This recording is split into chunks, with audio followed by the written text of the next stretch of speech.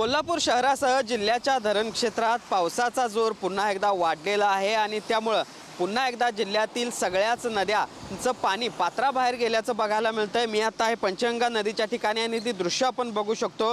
गेल्या 2 ते 3 दिवसापासून विशेषतः जिल्ह्याच्या धरण क्षेत्रात जो काही पाऊस पडतोय त्यामुळे पंचगंगा नदीची पाणी पातळी सध्या 31 फूट 5 इंचांवर पोहोचलेली आहे आणि त्यामुळे या नदीवर असणारे जवळपास 30 बंधारे आता पुन्हा एकदा पाण्याखाली गेलेले आहेत। या नदीचं पाणी आता पात्राबाहेर पडताना आपल्याला बघायला मिळते। आजूबाजूला जी काही शेती आहे त्या शेतीमध्ये पुन्हा एकदा हे सगळं पाणी आहे ते जायला सुरुवात झाल्याचं देखील बघायला मिळते। राधानगरी धरण असेल किंवा काळमवाडी धरणाच्या पाणी साठ्यात देखील मोठी वाढ होत आहे। राधानगरी धरण सध्या 97% इतकं भरलेलं आहे आणि या धरणातून 1400 क्युसेकचा विसर्ग आहे तो भोगावती नदीपात्रामध्ये होतो आणि त्यामुळे देखील या नदीपात्राची किंवा या नदीतली पाणी पातळी आहे ती वाढत असताना बघायला मिळते आणि अशाच पद्धतीची परिस्थिती जिल्ह्यातील सर्वच नद्यांमध्ये आपल्याला सध्या बघायला मिळते।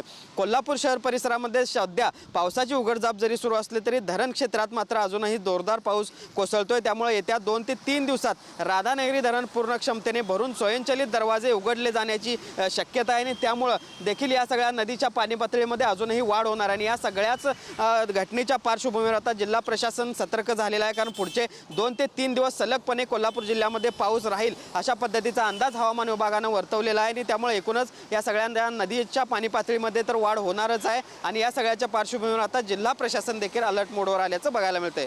भूषण पाटील, TV9 मराठी, कोल्हापूर।